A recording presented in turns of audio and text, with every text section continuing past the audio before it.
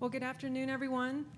I'm Ruth Welch. I'm the State Director for the Bureau of Land Management here in Colorado, and I wanted to welcome you all today. Thank you so much for coming. We are so happy to see so many of you here this afternoon. It's very important to us that we hear from as many people as we can during this session. So thank you for those of you who came from across the state to join us here in Denver. We really appreciate the time you took to drive here today. I do want to tell you up front that we do need to wrap this session up at 4 p.m. today. I do apologize that we are not able to go long. The hotel is very booked today, and we have no flexibility as far as extending this room. So we are going to try and shorten our remarks from the table up here as much as we can so that we can give you all every opportunity to speak. Liz is our facilitator, and she will be giving you some ground rules when I turn it over to her in just a moment. Unless you want to talk first, Liz, I'd be happy to let you do that now, or okay? All right, thanks. So I do want to just say real quickly that we have the sign-up sheet in the back for everybody who wants to speak this afternoon. We're going to try very hard to give every one of you an opportunity who has signed up. We will take a look at the list here in just a few minutes when everyone has had an opportunity to sign in. So if you do want to speak, you do need to sign in on the list, and the table is just outside this door over here to my left. We're going to limit comments to 3 minutes. If we have too many speakers, we want to be as fair as we can, and we may use a lottery system to hear from as many of you as we possibly can. So again, I just want to thank you all for coming. We're just so fortunate in the Bureau of Land Management that we have the opportunity to manage the natural resources that we do in Colorado, coal just being one of them. BLM Colorado manages 8.4 million acres of public land. We also manage 29 million acres of subsurface minerals. So overall, the BLM contributes in all of our programs, recreation, grazing, energy development, about $6.6 billion to the state economy. And we couldn't manage all of these resources without help and input from people just like you. So thank you again for coming this afternoon. I really look forward to an open dialogue on how we can best continue to manage the public lands and the coal program, and we hope to continue your interest and your participation in this process, and there are opportunities to comment both online and in writing. If you would like to write your comments, there are sheets out at the registration table that you may write your comments and submit them this afternoon. You may also submit your comments over the web. So I see that our Deputy Secretary, Mike Connor, has joined us. Thank you, Mike Connor. Mike is here from the Department of the Interior. He is the second-ranking official in the department. He serves with our Secretary, Sally Jewell. We're so pleased that Mr. Connor could be here with us today. He is one of our key leaders in implementing our administration's priorities for the department, including water policy. He has more than 2 decades of experience in the public sector.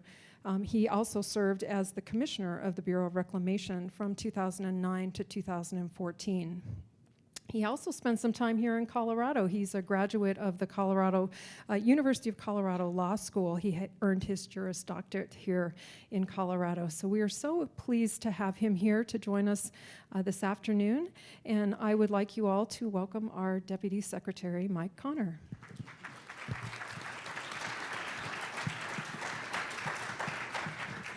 Thank you very much, Ruth. My apologies for running in here in the last minute. I flew in this morning, and I think I might have stood in the longest rental car line ever that I've experienced, at least. But I'm glad to be here, and most of all, I'm glad that all of you are here today, taking time out from your schedule to give us your thoughts. And I know we've got limited time today with the public hearing, so I just want to put a little context into what we, the Department of the Interior, are trying to accomplish with the public meeting.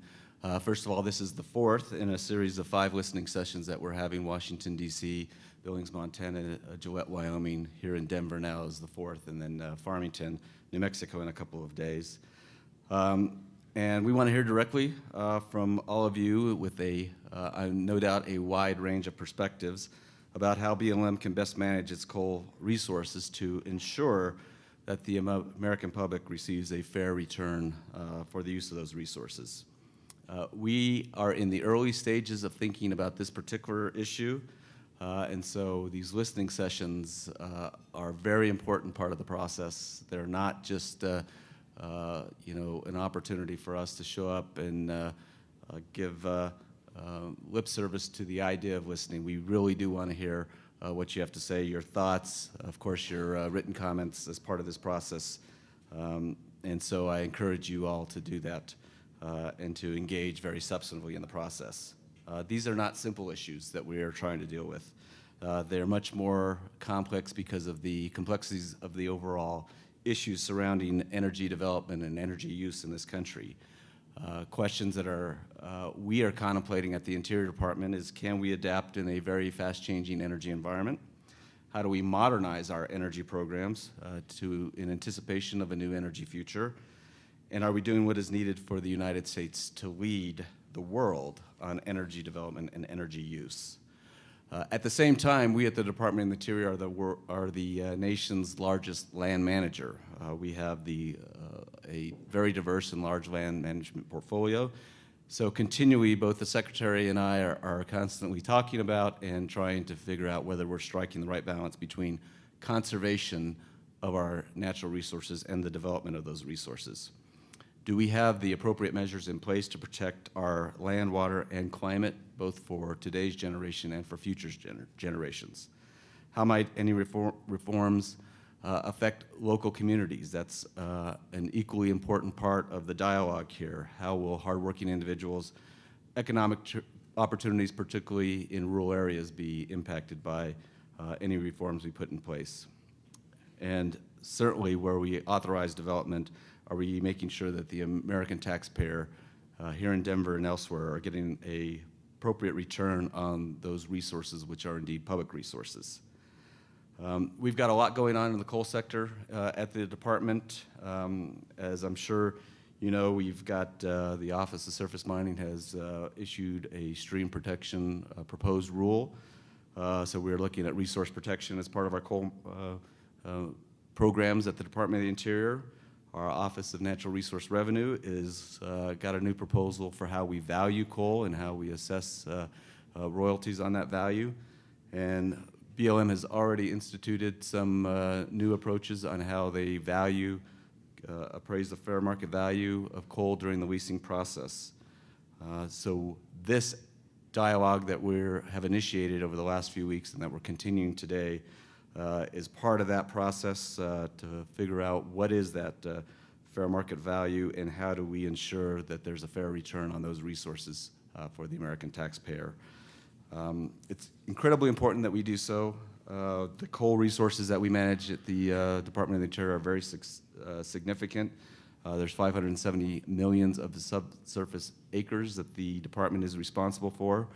The Government Accountability Office, the Inspector General at the department, members of Congress from both sides of the aisle have made it clear that they expect us to engage in reforms associated with our coal programs. So today, we just want to summarize, hear from you regarding whether taxpayers and local communities are getting a fair return from these resources. How can we make our program more transparent as well as competitive overall? And how do we manage the program in a way that is consistent with our climate change objectives at the federal level?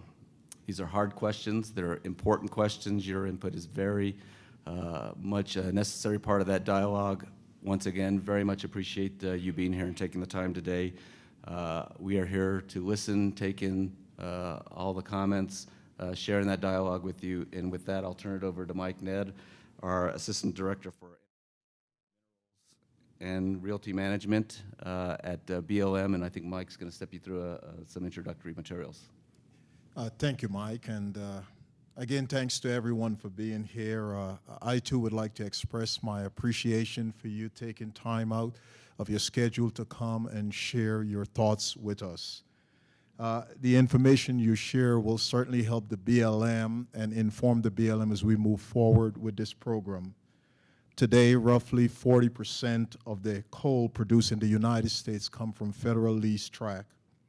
The BLM is charged with ensuring these resources are managed responsibly while providing a fair return to the American taxpayer.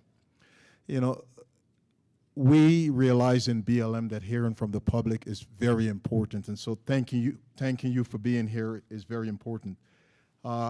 Given the time we have, want to just get to the agenda, and so we can get Mitch up. Today on the agenda, you will see Mitch Leverett, who is our Division Chief for our Solids Mineral Program in the Bureau, will be presented some background information. Once Mitch has wrapped that up, Liz O'Brien, who is our facilitator, will take over and set the format for our agenda, and we will move into our listening session. Again, thank you for being here, and thank you, Mike. Thanks Secretary Jewell and our Director Cornsey for their leadership in helping to move this program forward. Here is Mitch.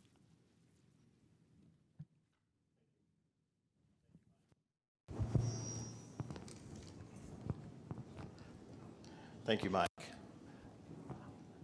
Yes, I'm going to talk just for a few minutes to give an overview of our coal program in the BLM. As we've stated, this is the fourth of 5 listening sessions. The next session will be in Farmington, New Mexico on Thursday. Over the past 10 years in the BLM, we have managed to produce approximately 5.1 billion tons of coal worth over $72 billion.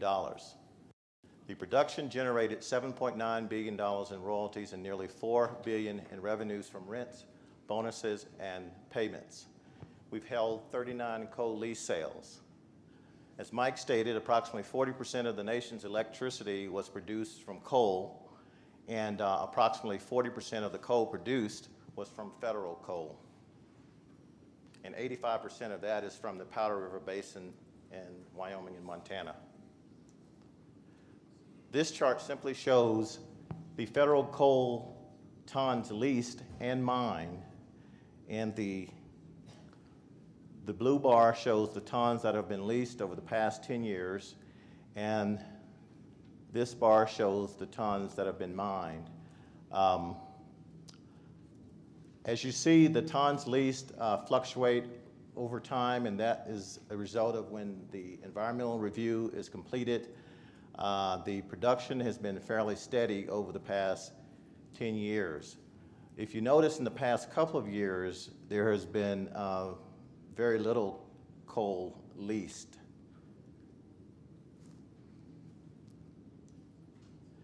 This chart shows the coal bonus bids and royalties collected. The bonus bids are the payments that are received upfront, or partial payments are received upfront for the bonuses to determine who will actually win the coal bid. So we have the bonus bid and the royalty collected. The bonuses are paid over 5 years. The royalty is paid as the coal is produced.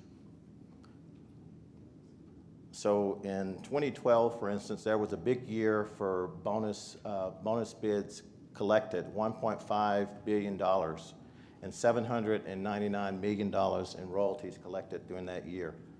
But it just shows the revenues that are collected. This is a simple map showing where coal is produced, or where coal is found in the U.S. The circle basically is the Powder River Basin area where most of the coal is produced on BLM land. This is just a simple schematic of the federal coal leasing process. I'll just quickly, application and review, NEPA and environmental analysis, fair market value review, a lease sale. The sale is reviewed, bond is posted, we issue a lease, then OSM has to issue a mine permit, and once that permit has been issued, mining can begin. Just a little bit about royalty and royalty rate reductions. We have a couple of things to talk about with respect to statutes within the coal program. The statute states that a lessee must pay a royalty not less than 12% on the sale of the price of coal. It also says the Secretary may determine a lesser royalty rate for underground mining to promote development. Under regulations, it states that the lessee must pay a royalty of 8% for underground coal mining and not less than 12% for surface mining. And also the regulations state that lessees must pay a rent of $3 per acre. Bonding requirements. One thing to explain about bonding is completed at the BLM, but also at the Office of Surface Mining. BLM is responsible for bond, it's called the performance bond, and it's bonding for the payment of royalties to the BLM. OSM, their bonding is basically the reclamation bond that's held for coal mining. Over the past several years, we've been engaged in several audits, a GAO and an OIG audit, and there were many things that we've worked on to improve the coal program. Two things that are pertinent to our discussion today are the lease sale valuation process and the royalty rate reductions. And the lease valuation process is important because it establishes the pre-sale estimate for fair market value. And through our audit process, we have issued a new handbook and manual to talk about how this process will occur. We've also introduced a third-party review process in which we have an office reviewing our products, and we have brought more transparency to the process. With respect to royalty rate reductions, we have issued guidance to streamline the application process, and we also required Honor to consult for financial hardships of royalty rate reductions during the application process. That's basically the overview of the coal program, and I'll turn it back over to you. Thank you. I think you've all been sufficiently thanked for coming. I would like to remind you that we have a limited time. The hotel is booked again at 6 o'clock. So we are meant to be out of here by 4, and I would really like to get everybody who signed up to speak. I know there was a mention of a lottery in the beginning. We're going to not do that at the moment. We're going to go by the way you signed up to speak. I think what we've learned from the other listening sessions is that reasonable people can disagree in a wonderful way. So I hope that holds true in Denver also. I would like to let you know that you have 3 minutes for your presentation, and that means if there's 1 of you, you have 3 minutes. If there's 36 of you, you have 3 minutes. So 3 minutes really is the limit. And to begin today, we need the microphones, actually. Where are the microphones?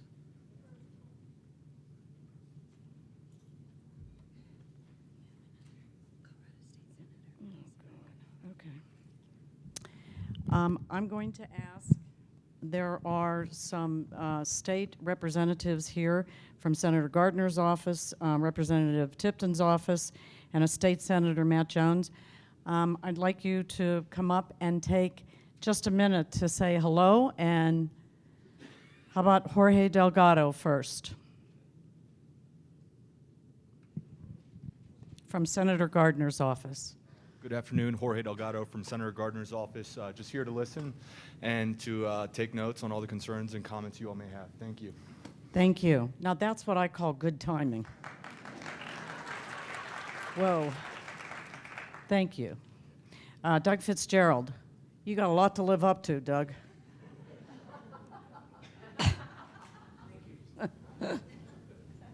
The congressman could not be here today, so he provided me with a written statement that I would like to put into the record. Good afternoon, and thank you for the opportunity to provide some remarks on this issue on behalf of Congressman Tipton. The Department of Interior has expressed a desire to modernize the federal coal program and is especially interested in learning whether or not the American citizenry is receiving a fair return on public coal resources. In principle, this is a fair question to ask and a conversation worth having, as it would be with any publicly owned resource. However, in the broader context, the premise of this question is entirely misplaced. Allow me to explain. It is no secret that current efforts to discourage coal production are myriad. American coal production and coal-fired electric generation meet with regulatory and legal obstacles at every turn. In 2008, the President outlined an energy vision in which he stated, if someone wants to build a coal-fired plant, they can. It's just that it will bankrupt them. There is no ambiguity in that statement. The administration is certainly not seeking to encourage coal production, indeed the opposite. The EPA just finalized its so-called Clean Power Plan, a carbon emissions rule that will force states to submit complex state plans to meet federally mandated emission goals. The EPA estimates the annual cost of this rule to be anywhere from $5.5 billion to $8.8 billion, with other estimates coming in much higher, ranging from $366 billion to $479 billion from 2017 to 2031. In the Congressman's own district, upward of 500 coal mining jobs in Delta County, with the wages and benefits exceeding $66 million, have been lost, with more threatened due to anti-coal lawsuits. Another 220 are threatened in Moffett and Rio Blanco counties for the same reason. Examples abound. In such an environment, why is the Department of Interior worrying about whether the public is receiving a fair return on a resource the federal government's own policies are actively suppressing? Basic economics dictates that lower demand results in lower costs and therefore lower revenues. And no demand will result in no revenues, whether the royalty rate is 8%, 12.5%, or 75%. Shouldn't we instead be having a discussion about fostering robust, environmentally responsible federal coal development? Then, and only then, can we have an honest dialogue about whether the royalty rates are appropriately set. Let us not forget that royalties are only a portion of the revenues generated by coal mining. There are bonus payments received at the time of lease as companies seek to outbid one another for the development of rights. Again, higher demand will result in higher bonus payments, and there are annual rentals and other fees. State and local governments are also accrue revenues through their own assess taxes and fees on equipment and production, and the high wages of employees are most definitely to boon to local communities. Let us not neglect to remember the ultimate end use of coal, an expensive, reliable generation of electricity throughout the nation. According to the Energy Information Administration, in 2014, coal-fired power plants generated 39% of the total electricity in the U.S., making it the #1 resource for American electrical power. Our energy portfolio is made stronger through diversity, and coal does now and must continue to fill a vital role in that equation. The Congressman recognizes this in his Planning for American Energy Act legislation, which is an all-above approach to powering the nation. Coal provides a reliable fuel for baseload electrical generation.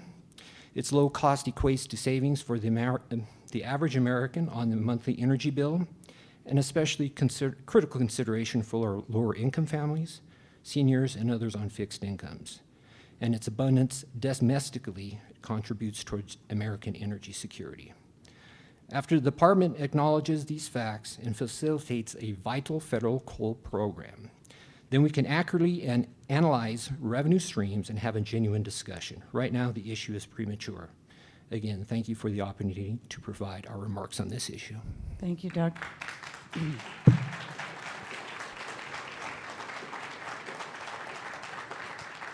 Restart this timer, please. Matt Jones, State Senator.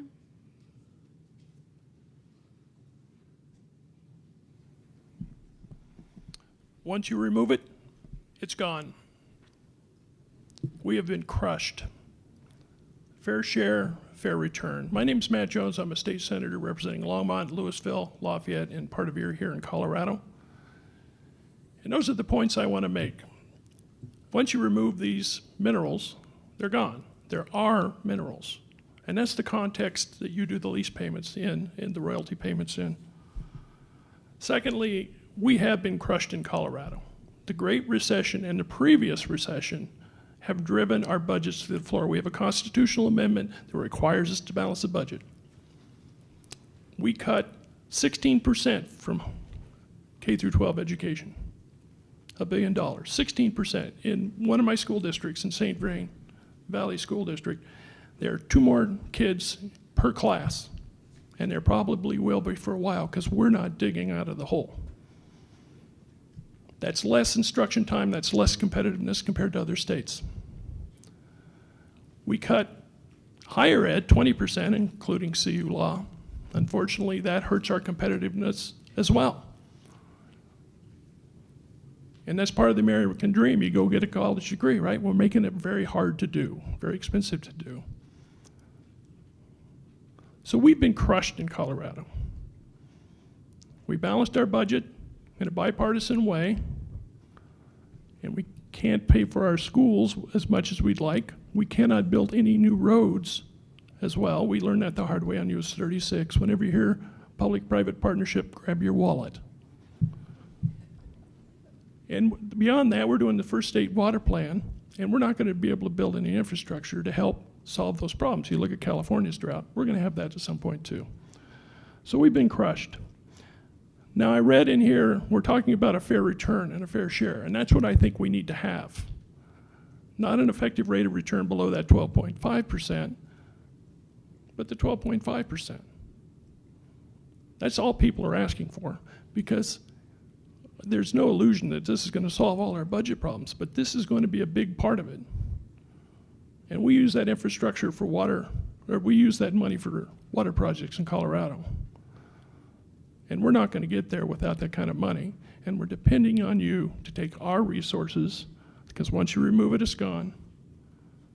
And know that we've been crushed financially, and we're not going to dig out of this hole very well, and that we want a fair return for Coloradans and for people who own those minerals collectively. Thanks for doing this, and thanks for everybody being courteous to one another in these hearings. First Amendment's a great thing. We should be respectful to one another. Thank you, sir. Casey Becker. Thank you. My name is Casey Becker. I'm a state representative in Colorado representing 5 counties, from very dense urban areas to on the Front Range to some of the most rural, beautiful mountainous areas on the western slope. This has been an issue since I was an attorney at the Interior Department about 20 years ago, needing to modernize the coal royalty program. And it's been avoided and avoided for years. What's important to me, one thing that I've been working on at the state level, is making sure that the state government is accountable to our taxpayers for every tax break, tax deduction, tax credit that we give in all sorts of areas, for environmental benefit all the way to economic development. What is important is that taxpayers know what subsidies they are giving and to whom and how much. I think these are subsidies right now that the American public is giving to one sector. That may be okay, but we need to be very transparent and accountable to that. Oftentimes, those subsidies mean that there are invisible costs, hidden costs and externalities. And I think this is a very prime example of that.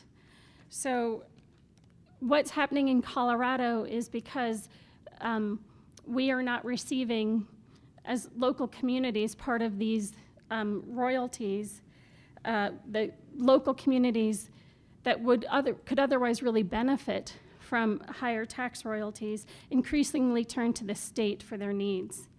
I think Americans are losing out on hundreds of millions of dollars in revenue, and I think the companies need to be responsible for their mining impacts. So what I'd like to see most of all is a very clear understanding of these subsidies and what local communities are really losing out, and local governments, and how those costs are otherwise being covered. Over and over, we see costs just being shifted. And I don't want these costs that should be borne because these are public lands, borne by Americans in other ways, when really it's part of the responsibility of those who are removing the minerals. So thank you. Thank you. I'm going to call the first 5 names, and if you would line up at this microphone, please, and the second 5 line up at this microphone. Stuart Saunderson, Dex Stone, Tom Nelson, Dawn Vassat, and Beth Goodnow. All over here. Jonathan Downing, Adam Gimbel, Barry Ingold, Keith Baker, Chris Crawley. Over here, please. Thank you. And could you really speak right into the microphone, because this is being live streamed and that would help. Thank you. Thank you. Members of the panel, my name is Stuart Sanderson, and I'm the president of the Colorado Mining Association. Our organization and its more than 1,000 members includes the producers of clean Colorado coal and other minerals throughout Colorado and the West, as well as the larger community of those whose lives and livelihoods depend upon the revenues that this industry provides. Coal mining is vitally important to the state of Colorado, and the bulk of it occurs on federal leases. The industry generated nearly $1 billion in direct sales last year, and according to the most recent reports, generates nearly $3 billion in contributions to Colorado's gross domestic product. Our 6,200 workers who work directly in the industry include coal miners, and those miners earn average wages and benefits in excess of $122,000 annually. Coal mining absolutely anchors rural economies, but it is also the most affordable fuel for electricity generation, and it helps keep electric rates affordable across the board in Colorado. Our coal's benefits are substantial, but the environmental impacts of the state's 8 coal mines are very limited. They have earned outstanding awards for reclamation and environmental and safety achievement. I want to speak briefly about federal coal royalties. Federal and state royalties last year amounted to nearly $40 million. The industry overall, according to the coal report, which we're submitting to the panel today, contributes well over $100 million annually in taxes to the state of Colorado. So we are definitely paying our fair share. The Department of the Interior, however, says we need to have an honest conversation about whether the public is receiving a fair return on federal coal resources. But I see nowhere in the notices for this proceeding any statement about the government's own role in causing the decline in coal production that has resulted from mandates for higher cost energy at the state level, as well as the EPA's regulations on carbon and mercury. Which will cause the loss of an additional 1/3 of the coal power plants in this country. Our plants, according to statement, our mines, according to statements submitted by the National Mining Association, they pay above market royalty rates already. Our state used to rank second among all the states in federal coal royalty payments. We have fallen down that list largely because of regulatory initiatives that have removed markets for Colorado coal in-state, as well as markets to the Tennessee Valley Authority and other power plants outside of the state of Colorado. I think it's important for the government to analyze the impacts of its own remedies, because lower production means lower royalties, zero production means zero royalties. Thank you. Thank you, Mr. Sanderson.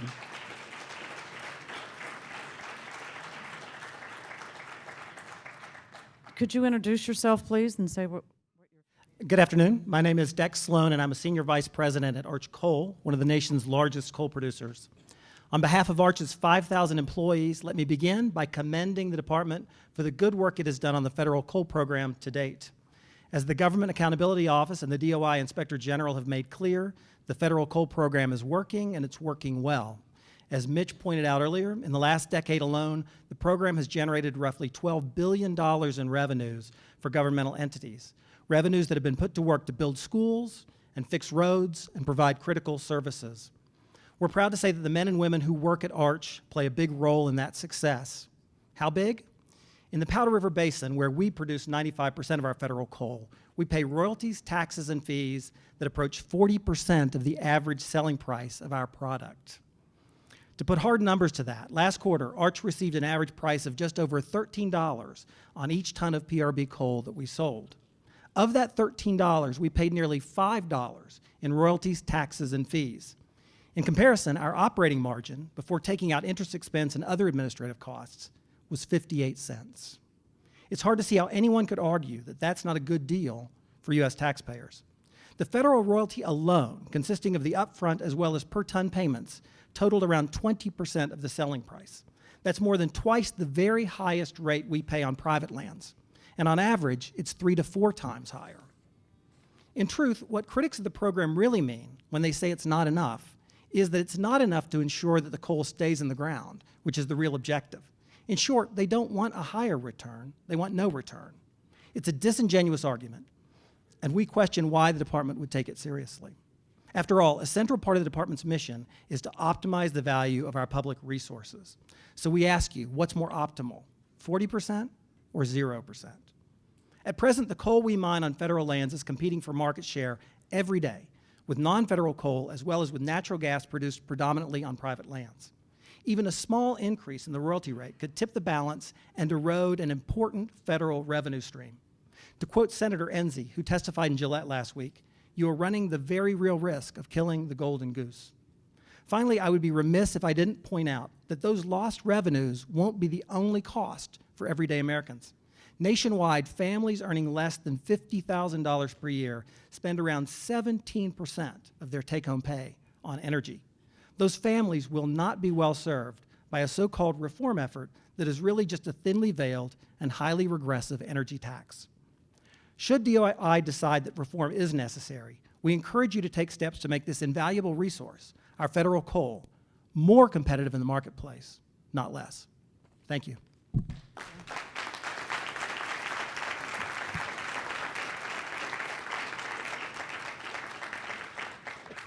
Hello, my name is Tom Nelson. I work for Cloud Peak Energy. Thank you for allowing me this opportunity to speak today.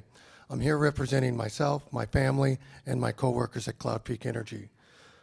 I have some opening remarks, and then I was going to touch on the royalty rate.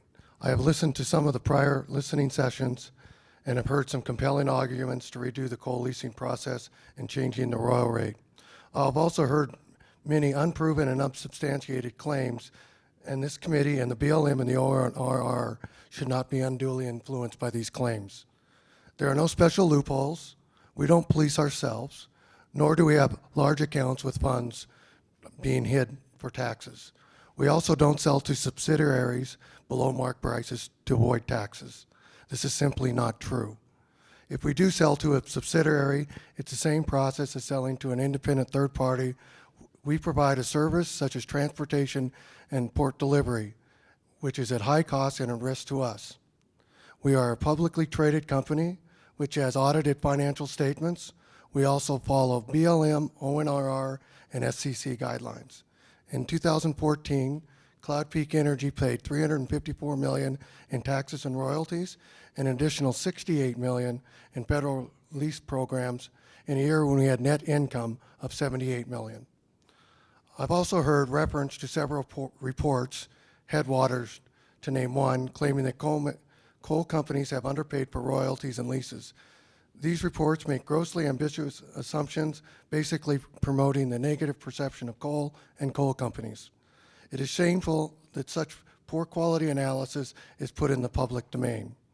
I can tell you this, and I speak with great experience on this, you would never see any reputable corporation in any industry in this country produce such misguided information. It is the responsibility of this committee to filter through such misleading information and to only review accurate data, which is available to you. I referenced the Headwater report earlier that claimed that coal companies have underpaid royalties by approximately $124 million. Isn't everybody going to be disappointed when this is proven unfounded? The reason the U.S. enjoys low energy prices is because the availability of low-cost energy resources. Thank you for your time today. Thank you. Thank you. Could you hold 1 minute? Could we just all pretend we're at the movies and turn our phones off? It's quite disturbing up here at the front to hear the phones going off. Thanks. Sorry, go ahead. Thank you, Liz. Good afternoon. My name is Don Vissett. I too work for Cloud Peak Energy. I've worked in the coal industry for the past 34 years. I'm here today to dispel the notion that the current program does not provide a fair and reasonable return to the public. Let me first discuss the types and amounts of taxes and royalties that our industry pays in Wyoming and Montana, where we operate. Royalty for federally owned coals is taxed at 12.5%. In addition, we pay a federal black lung tax at 4.2%. We pay a federal reclamation tax at 28 cents per ton. Severance tax is paid in Wyoming at 5.1%. Montana, it's 11%. The extraction tax in Wyoming is an additional 4.3%, and gross proceeds paid in Montana is 3.7%. In total, we pay 28 to 33% of our gross revenues that go to pay taxes and royalties. In 2014, our organization paid $354 million in taxes and royalties, while net income realized was only $78 million. That does not include the upfront cost or bonus bids you talked about earlier. That's paid for the rights to mine the federal lease. As you are well aware, the bonus bids have brought in billions of dollars of additional revenue under the federal coal leasing program. Please understand, these numbers don't include other taxes paid by our organization, such as sales tax, payroll taxes, and income taxes. I would argue that the coal industry not only pays their fair share when it comes to taxes, but pays more than their fair share.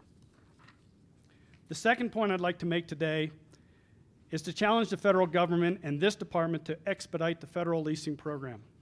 I had the personal pleasure of working in Gillette, Wyoming for 15 years. My wonderful wife and I raised our 3 boys in Gillette in the great state of Wyoming. I worked as a technical services manager at several of the large surface operations. At that time, we could expect the leasing and permitting process to take 3 to 5 years. Today, that process has escalated to 7 to 10 years. If you truly want to extract value from the leasing program, I challenge you to evaluate your current processes and eliminate the cumbersome bureaucracy in order to expedite the leasing program. In closing, I ask that you carefully consider the impact on increasing royalty rates. Increases will burden every citizen in this nation by negatively impacting our electricity costs. Reliable, low-cost energy fueled by the coal industry is what made this nation great and will continue to fuel the economic engines of this country. Thank you for the opportunity to speak today. Thank you.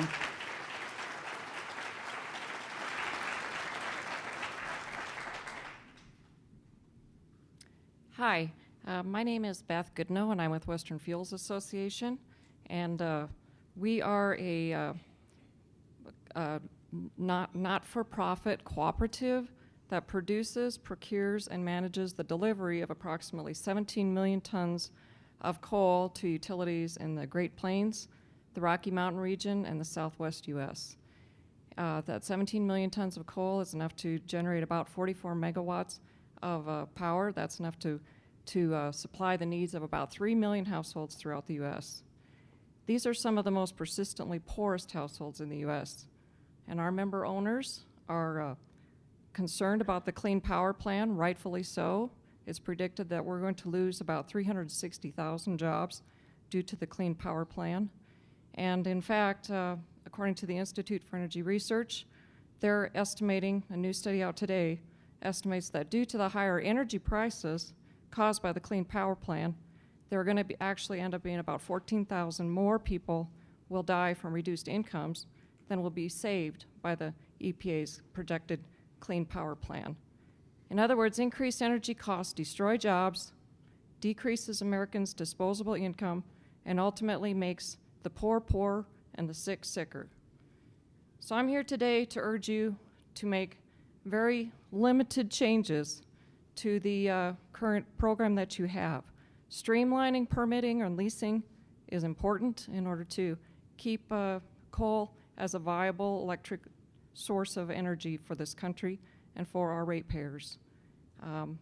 Taxing the coal industry right now at 30 to 40% is more than their fair share, and the income from the royalty rates and the lease bonus payments of $1.2 billion per year is actually more than 20% of the total income of the Department of Interior.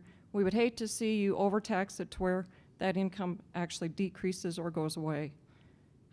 We advocate maintaining the 12.5% royalty. We think that's fair. It's been proven through the years. We do want some flexibility in the lease bonus payments. Obviously, recently the companies are not even bothering to lease or are not meeting those lease bonus payments. The market is decreased, and your program needs to reflect that decrease in the rates. Cost to consumers needs to be a major factor when you are making your decisions. And so again, we advocate no major changes to the coal leasing program that will result in additional large increases in cost to our rural customers. Thank you very much. Thank you. Jonathan? Good afternoon, and thank you for making the trip out west to listen to us and the rest of the folks out here. Having been through the Gillette listening session, I must commend the work of BLM on ensuring we had a nice civil discussion, and that's something that we all appreciate in the West. I am Jonathan Downing. I'm with the Wyoming Mining Association, and I represent over 6,500 coal miners in Wyoming.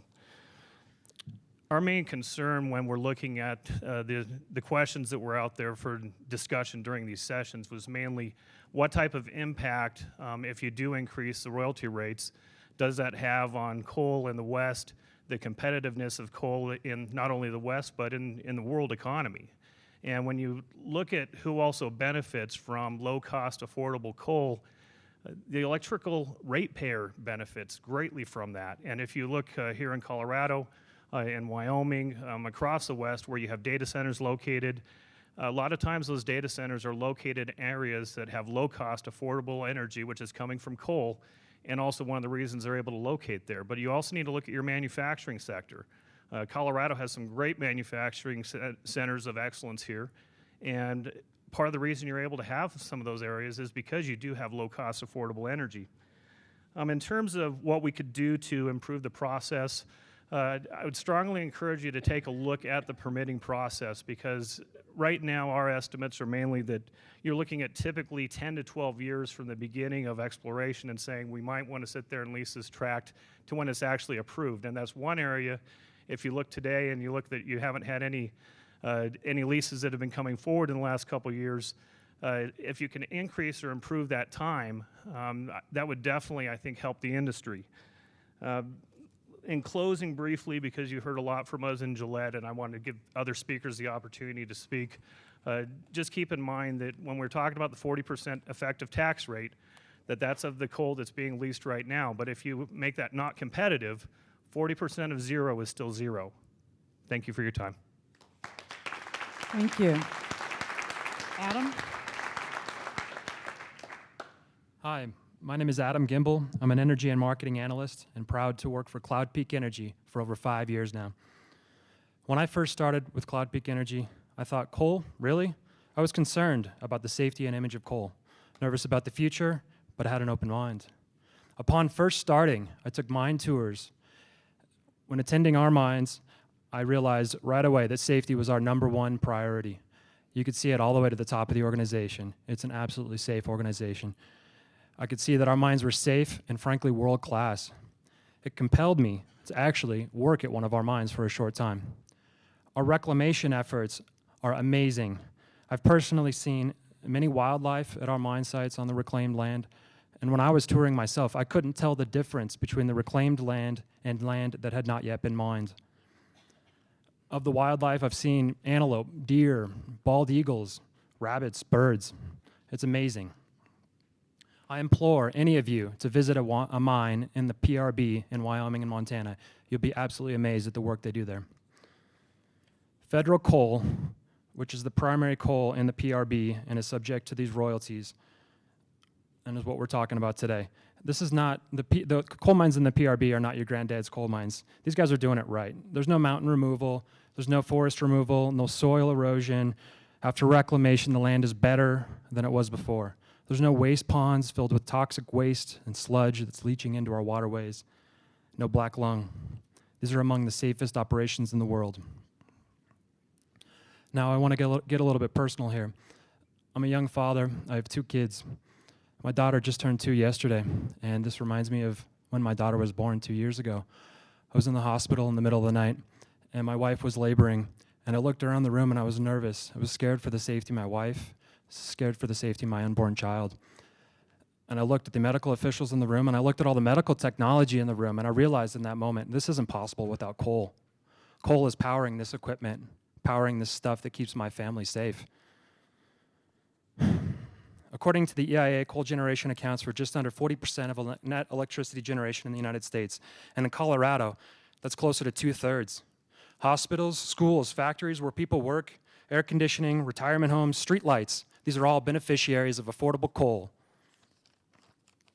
Higher royalty rates will result in higher electricity costs, which is in effect a regressive tax on the middle class and poor communities. This will harm mining companies and miners, high-quality coal mining jobs.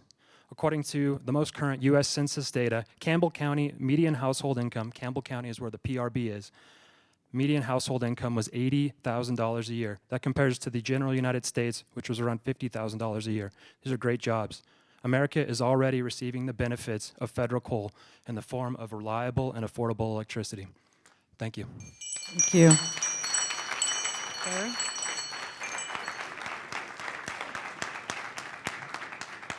Good afternoon. My name is Barry Ingold. I'm the Senior Vice President of Generation for Tri-State Generation and Transmission Association, a consumer-owned, not-for-profit electric wholesale power provider to 44 rural electric cooperatives throughout Wyoming, Nebraska, Colorado, and New Mexico. We serve approximately 1.5 million consumers, primarily in the rural areas of those states. We also own and operate the Kalawao Mine, which has long-term federal coal leases with the BLM. The Kalawao Mine generates millions in federal royalties, with approximately half of those royalty revenues returning to the state of Colorado and local communities. This discussion regarding an increase in the federal coal royalty rate is nothing more than a continued effort to discourage the use of coal as an affordable and reliable source of power generation. The impact to our members will be significant. Not-for-profit cooperatives like Tri-State include any increases in royalty rates, fees, or taxes in the electric rates that we charge to our members. And we serve some of the most economically depressed communities in the region where residents can least afford to pay higher electric rates. We believe the current royalty rate is more than fair and should not be increased. When you add in the bonus bids that were paid to lease the federal coal at our Kalawao Mine, the effective cost of coal royalties are significantly higher than state or private coal royalties. However, energy produced from coal is still more economical compared to other forms of generation. We believe that if the federal coal royalty rates are increased, it will only result in decreased federal coal production, resulting in less return on investment for U.S. taxpayers, less financial returns to the state and local governments, and increased electricity rates to our members. It would be a double whammy: less revenue for the taxpayer and higher electrical rates for consumers. Electricity rates do matter, especially to our customers in rural areas. While the administration has advocated for reduction in coal generation, it has not indicated that will completely go away. In fact, the EPA estimates that under the Clean Power Plan, coal will still account for approximately 30% of the country's electricity generation by 2030. So while Tri-State will continue to invest in renewable energy and natural gas in order to continue to provide our members with affordable and reliable electricity, we'll still be reliant on coal for many years to come. That coal can come from federal reserves, where the American taxpayer, states, and local communities benefit, and there are more stringent environmental controls, or it can come from other sources, leaving BLM sitting on a huge source of revenue. The only thing raising royalty rates will mean is an increase in our costs, and therefore we encourage BLM to maintain the existing royalty rate, or even better yet, consider reducing it. Thank you. Thank you. Keith? Hello, my name is Keith Baker. I'm a trustee in the town of Buena Vista, Colorado, and my colleagues and I passed a resolution endorsing, reflecting our support for revision of the royalty structure, because small mountain communities like ours and many others are seeing a lot of the externalized costs and the hidden costs of a fossil fuel-based economy, and we believe it's time that we start transitioning to a post-fossil fuel future. We're a small area. We're in the heart of the Rockies. We're at about 8,000 feet on the Continental Divide, and things that we're seeing are decreased snowpack, a higher timber line, a shorter snow season, a shorter irrigation season, shorter skiing season, and all the recreational opportunities that come with that. Hunting, angling, and lots of other things that are dependent upon the environment. Let me hasten to add that agriculture is also a key part of our community. The ranchers grow alfalfa to get their stock through winter, and they depend on irrigation and good stream flows for that, and the climate change that we're witnessing is having a toll on that. I guess every time about this year, I think about there are two key lessons that I learned in a career in public administration in the military were in the preface to my freshman political economy book in fall quarter of my freshman year. There's no such thing as a free lunch, and there's a difference between price and cost. Nobody wants to see anybody lose their job. We all benefit from a great electrical power system in this country, and yes, a lot of it is generated with coal. And a lot of my relatives have worked in power plants back in the South who are dependent upon coal. But coal does have a cost, and we're seeing that, and our small communities are having to deal with it. So I encourage you to revise the royalty structure, revise the bonus plan, revise whatever it takes. Be pragmatic about it. Take the input that you've heard here today. As the governor said a couple of times, get the facts, analyze them, and then make a decision. What we're seeing in our community, in communities like Buena Vista, in counties like Chaffee County, is that we feel like we're paying a large proportion of externalized costs of the benefits of relying on coal for a long time and having that to generate a large proportion of our electricity. So again, I urge you to reform the royalty structure, close any loopholes if there are any, strengthen the bonding requirements to help small communities like ours address the true costs. Thank you. Thank you. Chris? Hi, folks. I'm Chris Colley. I'm here representing Alta, Utah today, where over just a short decade of life in Alta, I've seen firsthand the effects of climate change on my community's economy, our environment, our cherished and very special way of life. By reevaluating and modernizing the coal royalty and bonding structure, I believe the Bureau of Land Management and Department of Interior will be taking a very important step in the right direction to ensure that communities like Alta stand a chance of surviving in the face of climate change. Alta's a tiny town of just 380 year-round residents perched 4,000 feet above Salt Lake City in the Wasatch Mountain Range. We're known for our average annual snowfall of 500 inches and for the synonymous, iconic local ski area. Our only economic product is year-round access to developed and dispersed outdoor recreation, with limited additional service amenities such as food and lodging available in town. Due simply to the quality of the skiing we've always offered in Alta, we've been able to maintain a very low-growth, limited development atmosphere that promotes and preserves natural resources as our primary attraction, while simultaneously providing stable jobs to a robust and committed local community. In Alta, we're deeply obsessed with the weather because our economy fluctuates with the snow forecast. When a big storm's on the horizon, skiers from around the country and indeed from around the world book last-minute flights to Salt Lake City, and skiers from the valley trim their work schedules to catch a few runs whenever possible. But we're increasingly concerned that due to a changing climate, the weather that's fueled our small economic engine is already much less reliable than it was a few decades ago. According to meticulous local records dating back to the 1940s, we're experiencing more frequent record-breaking high temperatures during the winter season, more frequent winter season rainfall events, and longer periods of midwinter drought. Open slopes that in times past have appeared plastered in white snow covers sometimes melt out in midwinter, remaining brown throughout the summer. The summer season is increasingly marred by heightened wildfire hazard, and as I prepare this statement, the view out my office window of jagged peaks is obscured by thick brown smoke emanating from colossal wildfires a time zone to our west. As I peer through the haze down Little Cottonwood Canyon at the immense urban landscape of Salt Lake City, which depends on Alta's winter snowpack to provide drinking water to a fast-growing population, the region's climate predicament seems much greater. The federal coal program does not take into account the growing costs of climate change in its royalty rate, pushing those costs instead onto communities like mine and like all of ours. At a time when we're already paying the cost of climate change in so many ways, American taxpayers deserve to be collecting a fair return on federal coal resources that contribute to climate change. I urge the Department of Interior to incorporate the cost of climate change from impact mitigation and proactive adaptation into the return rate, tighten bonding requirements to ensure coal companies are responsible for restoring landscapes, and commit increasing revenues to helping communities like ours adapt to changing climate. Thank you. Thank you.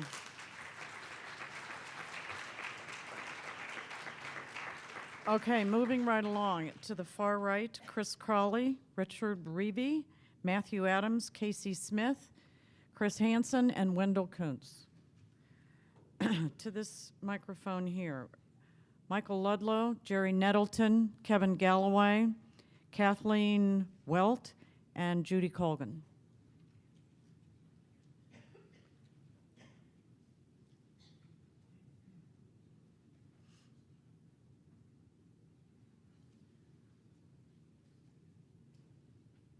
Okay, Richard. Thank you very much. That's great. Thank you. Richard Reeve, I work for Cloud Peak Energy. I'd like to speak to the Secretary's request for an open and honest conversation about the federal coal leasing program. Most groups supporting royalty and lease rate hikes here today are on the record as opposing coal mining, period. And groups that can't be honest about themselves can't participate in an open and honest conversation. Endorsing these new taxes today are numerous AstroTurf organizations like the Center for Western Priorities, not independent, not nonpartisan, and not Western. In fact, the wholly owned subsidiary of Arabella Advisors, a Washington lobby group with direct ties to the renewables industry. I'd also like to offer some quotes from groups here today endorsing these new energy taxes. Keeping the coal in the ground is critical to safeguarding our climate, meeting international climate commitments, and achieving carbon emission reductions put forward in the President's Climate Action Plan. Marnie Salmon, Sierra Club Lands Protection Campaign. The only good coal is coal left in the ground. David Roberts, self-proclaimed climate hawk and environmental blogger. Keeping our coal in the ground is the only way to ensure our country successfully transitions to clean energy and effectively confronts climate crisis. Jeremy Nichols, Climate and Energy Program Director at Wild Earth Guardians. Jeremy's here with us today, and I'd like to bring another quote from Jeremy. What he said in response to someone asking about the frivolous Wild Earth Guardians suit that could shut down Colorado Mine and put hundreds of families in Craig, Colorado out of work. He said, and these are his words, "My initial response is tough shit." Nice one, Jeremy. These people in the front groups that they represent oppose the American people getting any value from coal on BLM managed land. The federal coal leasing program is authorized by the Mineral Leasing Act. That law requires and instructs the Department of Interior repeatedly to establish regulations and guidelines that ensure the maximum economic recovery of coal from public lands. The Mineral Leasing Act does not authorize the Secretary to impose new energy taxes in the form of a carbon tax, a renewable energy promotion tax, or to turn a royalty into a sales tax. We humbly request that you instruct the Secretary to follow the law that authorizes the federal coal leasing program and to implement regulations that ensure the maximum economic recovery of coal from public lands. Thank you very much. Thank you. Matthew?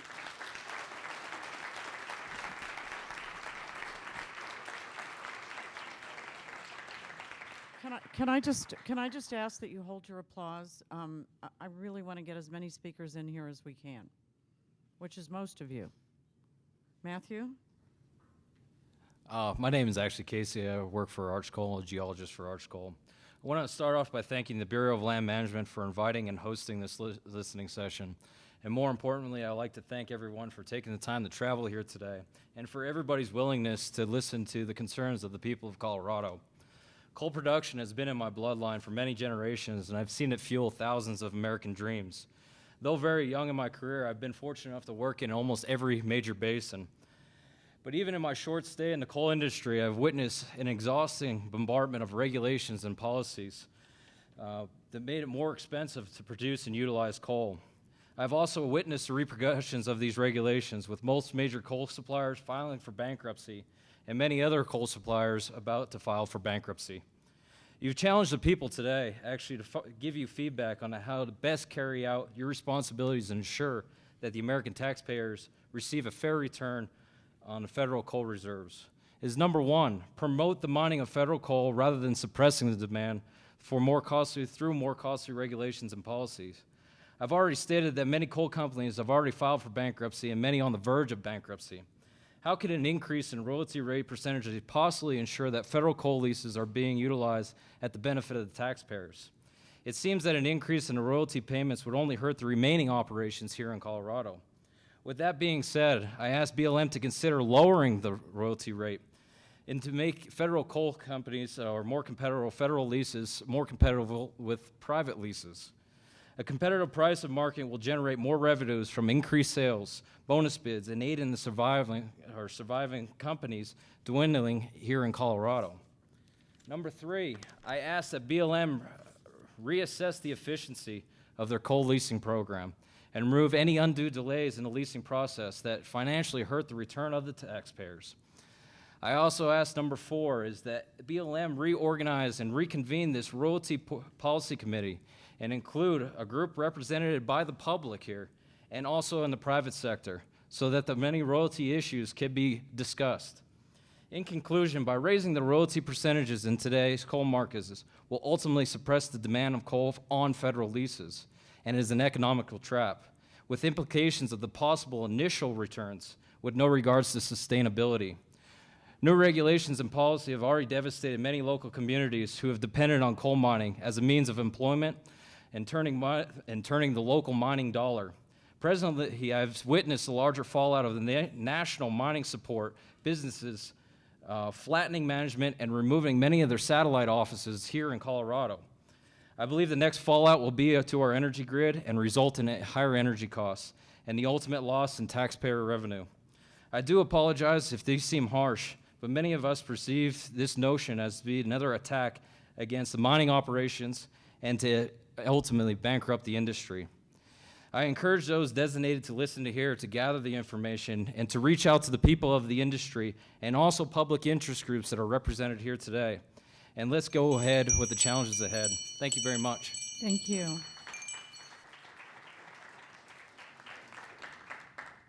My name is Matthew Adams. I'm Vice President of Tax for Cloud Peak Energy.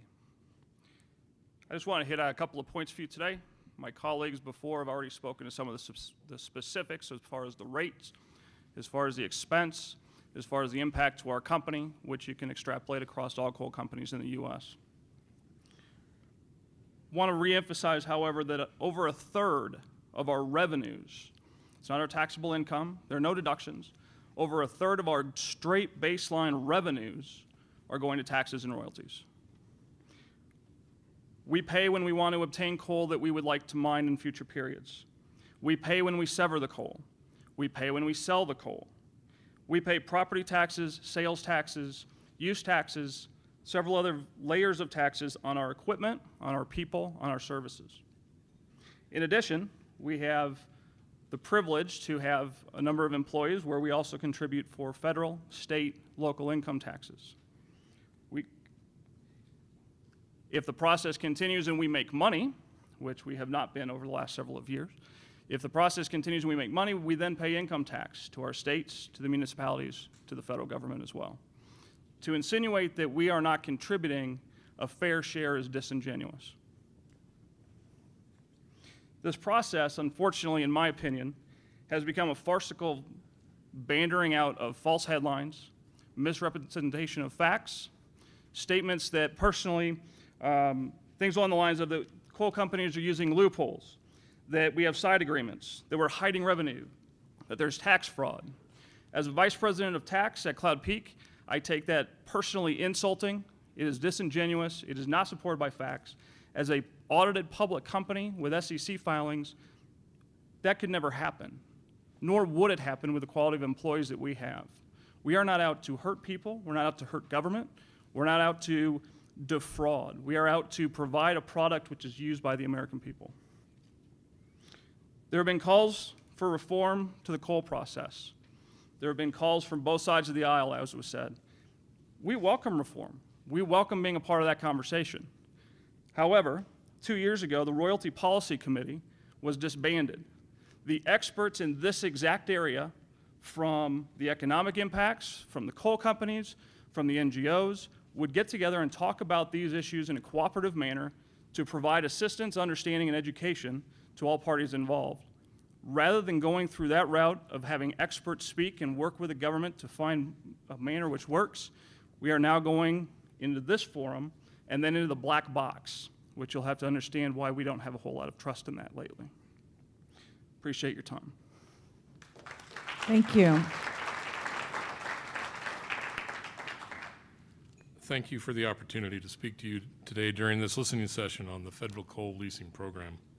My name is Chris Hansen, and I'm employed by Bowie Resource Partners. Bowie currently owns and operates 1 active mine in Colorado and 3 in Utah. A significant portion of the coal that Bowie currently mines is leased from the federal government.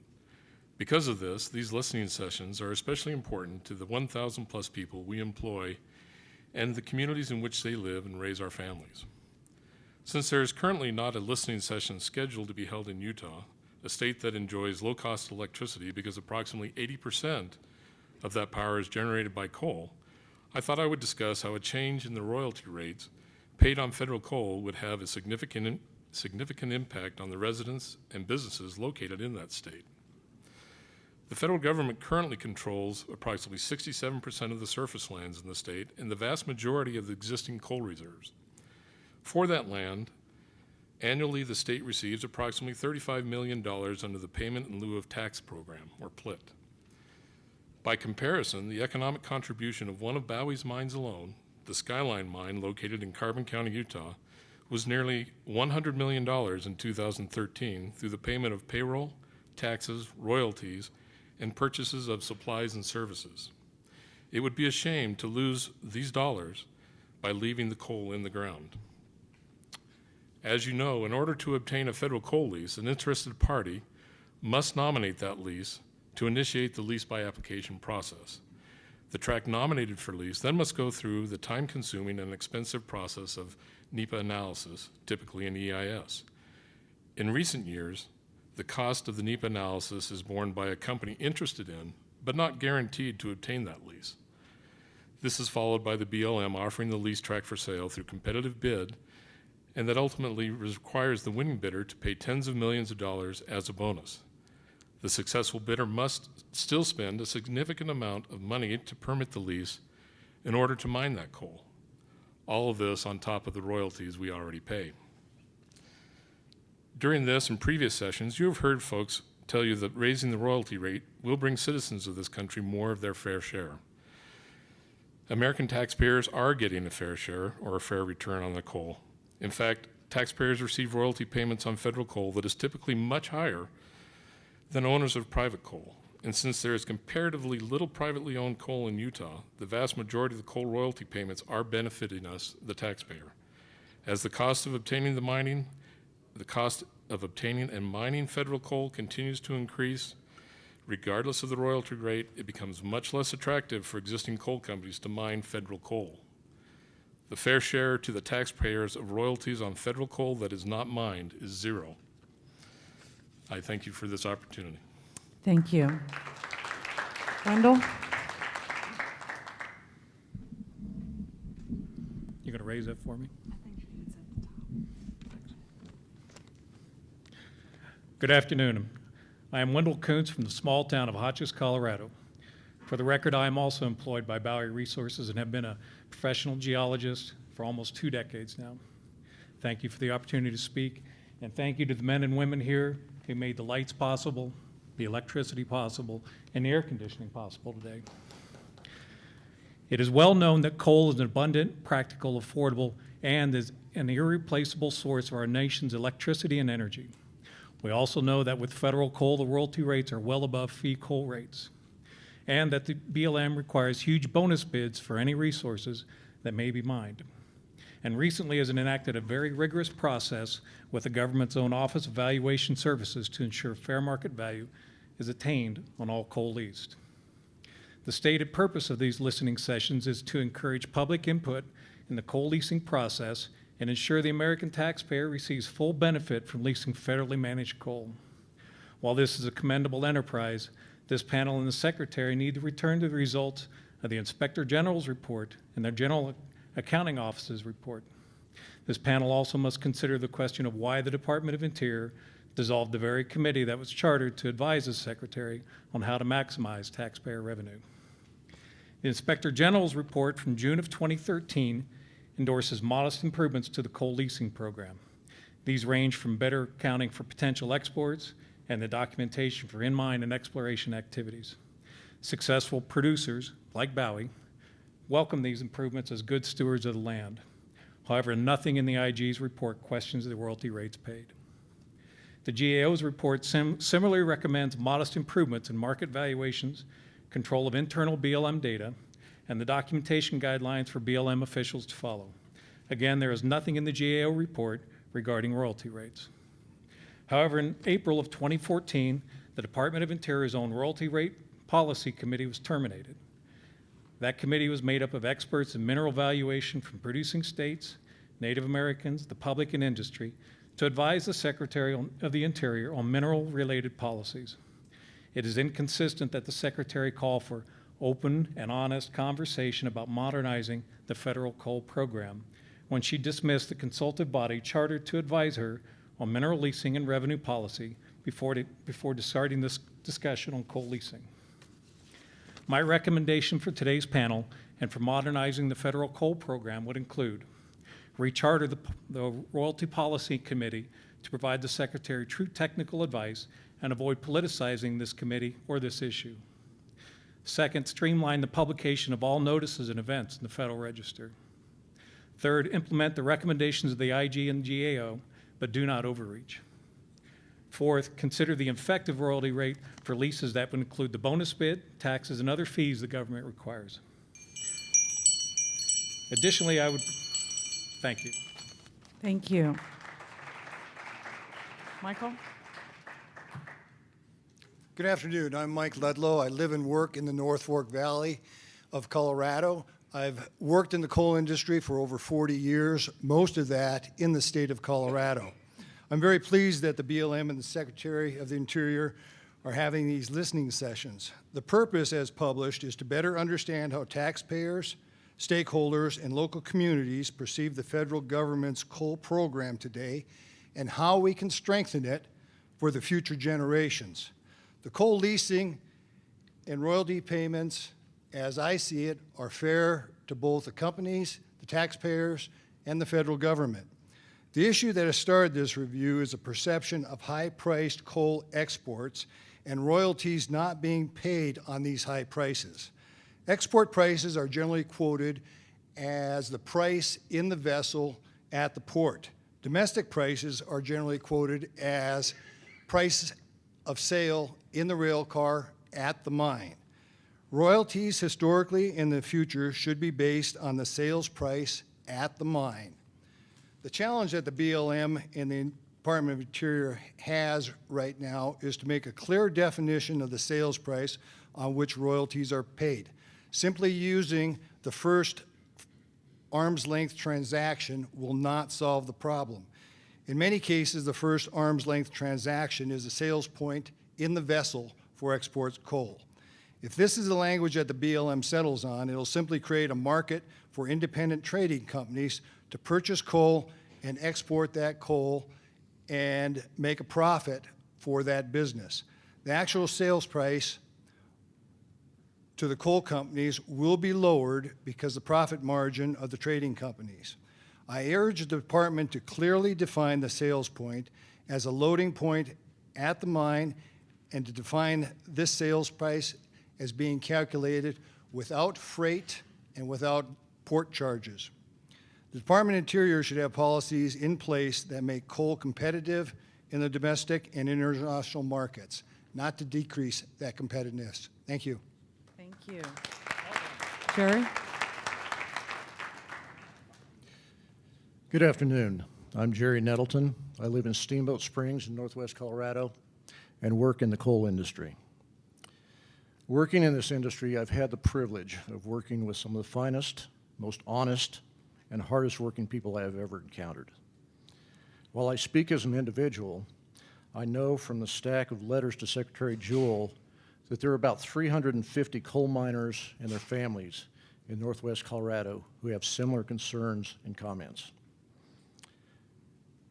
When people think of Steamboat Springs, they think of our beautiful mountains and the skiing and outdoor recreation associated with our mountain community. What they neglect to realize is that the good roads, which are accessible all winter, our modern hospital, our quality schools, and many of the public and recreational amenities we enjoy exist because of the coal industry. The coal mines and coal-fueled power plants of Northwest Colorado are the largest employers and the major taxpayers in our area. We're here today because there are those who suggest that coal leasing is damaging to the environment, that the American people are not getting a reasonable return from the federal coal resources, that federal coal leases are not competitive, and that mining companies employ loopholes to take advantage of the system.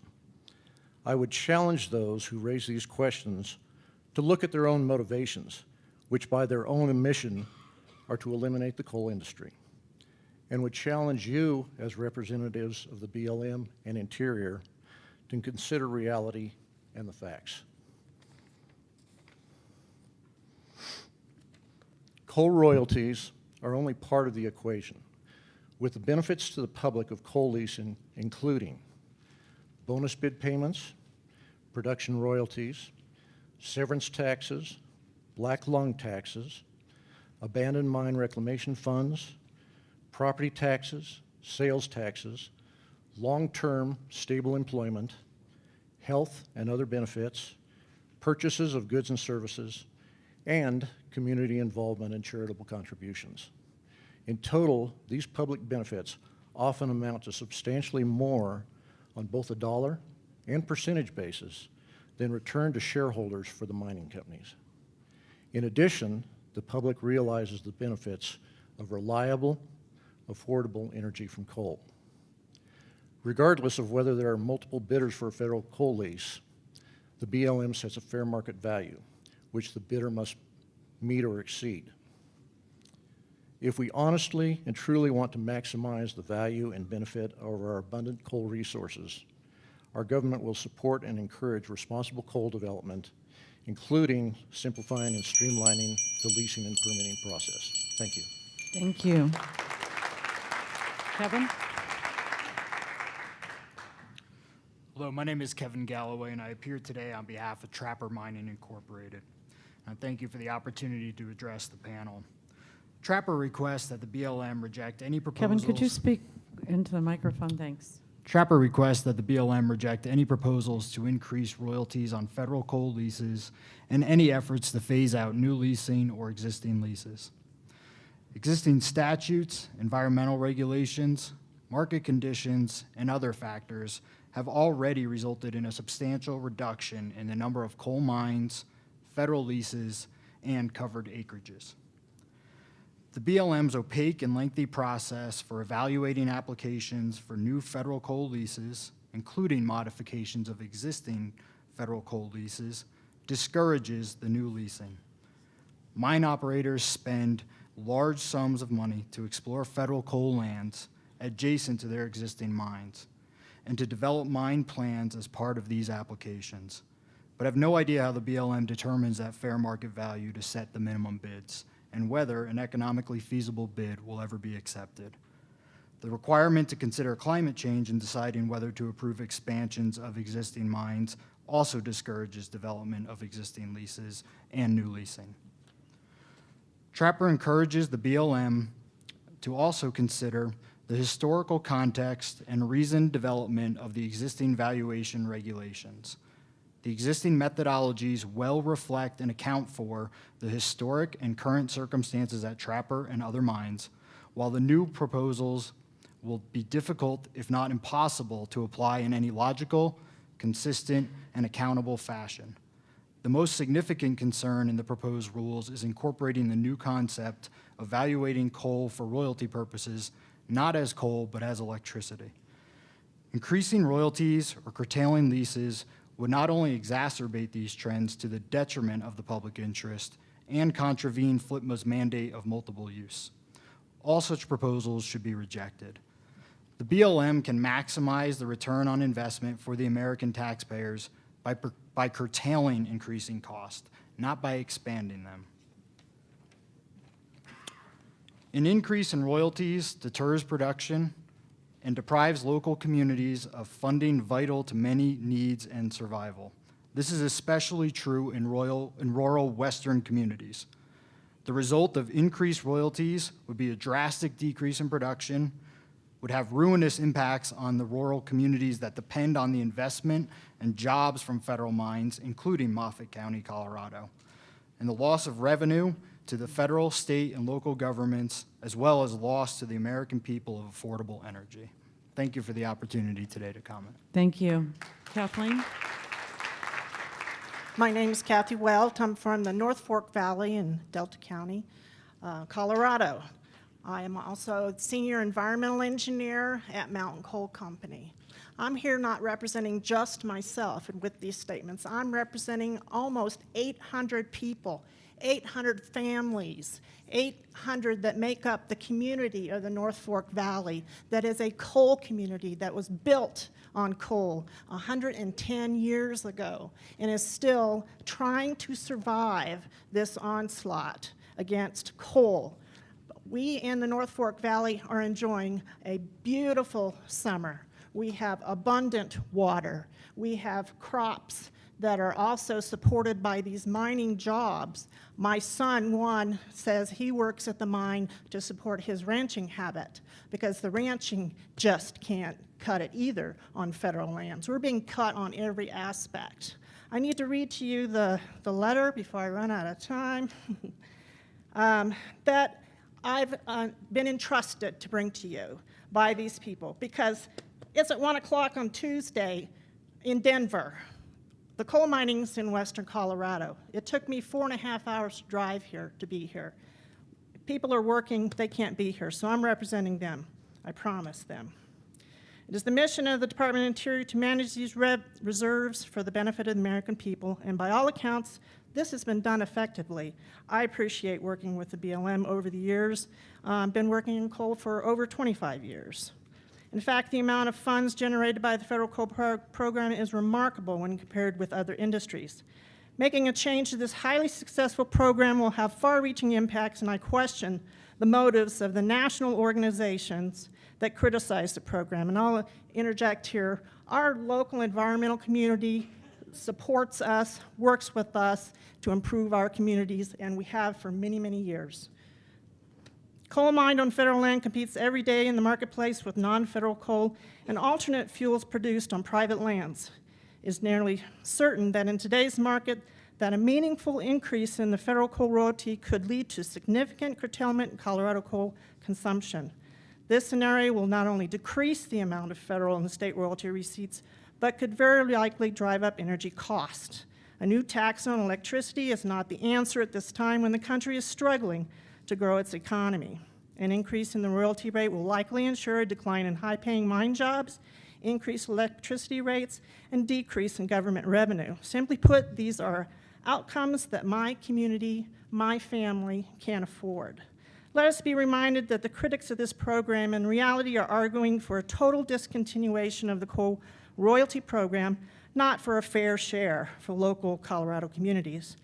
Change for the sake of change is not the answer. Carefully weigh the far-reaching consequences. Thank you. Thank you. Just a reminder that you can leave all of your comments in a folder right outside the room if you'd like. Big folder, big folder. Judy? Thank you. Good afternoon. I'm Judy Colgan. I'm the Executive Director of the Rocky Mountain Coal Mining Institute, which is an organization that was founded in 1912. We have 8 member states: North Dakota, Montana, Wyoming, Colorado, Utah, Arizona, New Mexico, and Texas. all of these states would be negatively affected by the rate increase. The issue here more is that it becomes a regressive tax against the coal industry. And some people think that's great. Let's go ahead and make the coal industry pay their fair share. All coal mining companies want to be fair, but we need to be treated fairly in return. You also need to think about what this will do to other small businesses. If you increase the electricity rates, then small businesses that have nothing to do with mining will be put out of business because they're already struggling to make it. If they have to pay higher electric rates, they have no choice. They'll have to close their doors. The same thing happens with people on a fixed income. I have an elderly mother who barely makes it now. If her electricity bill is increased, then it becomes a hardship on all seniors, on all people who are on limited incomes. You need to think about ski areas. We heard some comments about that. I love the mountains. I consider myself an environmentalist. I care very much about the land and what we do to restore it to better than it was before. However, my skiing habit is curtailed because the cost of lift tickets now. If you increase the electricity prices, you're going to have to increase the cost of those lift tickets, and in turn, you're going to hurt the very communities that you say you're trying to protect. So my point in all of it is we have to be energy smart, all of us. We have to do what's best for everyone, and that includes keeping energy affordable. Thank you.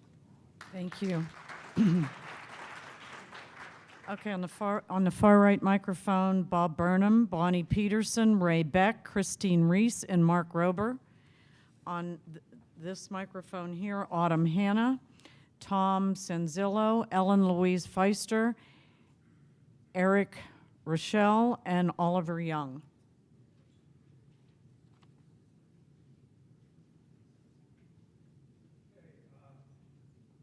Burnham? Bob, Is this on? Okay. That's good. I am Bob Burnham. I am I classify myself semi-retired mining engineer and consultant to the coal industry, part-time. I'm here representing myself, but I'm also here in support of the coal industry and the electricity industry. As far as opening comment here, since I first graduated from college, went into an underground coal mine in West Virginia, I have seen major changes in the industry. I've seen coal production increase. I've seen good bad years, bad years. I have seen great improvements in safety. I have seen continuing, because reclamation was going on then, continuing improvement in reclamation. And I've watched the amount of power generated by coal go up significantly, while the pollutants have gone down equally significantly. We've had discussion here, honest, open and honest discussion. I think the key word here is honest. If you're against coal, you're against coal, but say why. And if your objective is to shut down the coal industry, don't just say, we're going to, be honest, price them out of business. Comment earlier on then candidate Obama's comment on bankrupting coal plants. The second half of the quote was left out. Electricity prices will skyrocket. Okay, royalties. You've heard a lot of this already. According to the Office of Natural Resource Revenue, federal agency, as of January in fiscal year 2014, they had received royalties on 402 million tons. Value of the production, 6.7 billion tons. For royalties of 704 million, that's about $1.75, average rate about 10.5%, and that will be driven by higher, the lower royalty rates for underground coal in places such as Colorado, Utah, and New Mexico. You add on to that what's been paid for under the royalties, add rent bonus payments and other fees. The federal government collected $1.2 billion. If we look at just Wyoming, that's the biggest producer of coal. You've heard the numbers before. Royalties, severance taxes, ad valorem taxes, black lung, and reclamation fees account to something better than 30% of the what they spend. Again, as pointed out, that doesn't include things like withholding taxes. Oh boy, that went. Well, thank you. I'm sorry I didn't get through, but I will get the rest of my comments in the mail. Thank you. Bonnie? Good afternoon. My name is Bonnie Peterson. I'm the Executive Director for Associated Governments of Northwest Colorado, representing local elected officials from 6 counties in Northwest Colorado, along with most of the municipalities located therein. Those counties include Mesa, Moffett, Garfield, Rio Blanco, Routt, and Delta counties. Coal mining and coal-fired power plants are a significant economic driver in the Northwest region of Colorado. Mining and power plants are solid, middle-class jobs, providing the opportunity for those working in coal-related positions to achieve the dream of most Americans, to have a home, belong to a community, raise their children in a safe environment, meet day-to-day expenses with the ability to save some dollars for a rainy day, a college education, and hopefully a comfortable retirement. This dream for thousands of people in Northwest Colorado and across the country is in jeopardy of dying, given the many, many regulations enacted over the last decade that serve to drive coal production and use away from our communities. Raising royalty rates at this time without regard for the transition underway and the ever-decreasing number of jobs in this industry will further cripple a cornerstone industry in the United States. Coal royalties on federal lands are higher than the market price for coal royalties on private lands. Beside royalties, the coal companies are required to pay bonus payments and multiple taxes on coal produced from federal lands. In most cases, the total cost of coal producers on federal lands is estimated at somewhere around 30 to 40% of the sales price of each ton of coal. It's important to note that this is before they pay income tax, if they have income, and sales tax. Increasing royalties will not increase the coffers of the BLM. Indeed, it will reduce them as the cost of producing the country's coal becomes prohibited. Many may cheer that outcome, but we ask you to consider those that will not cheer. The elderly, disabled, ill, and working poor, those most vulnerable, will see their electric rates become unaffordable. How many will have to go without heat in the cruel Colorado winters?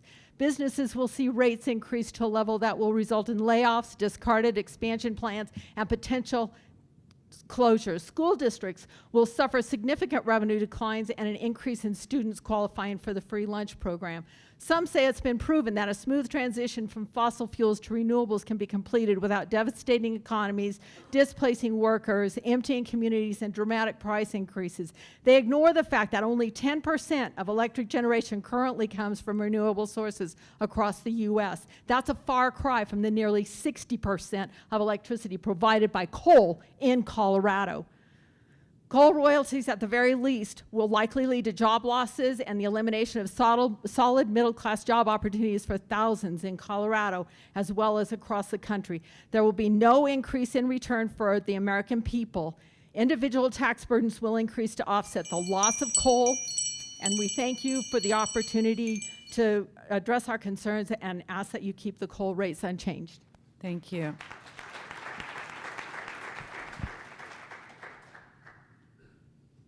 Right.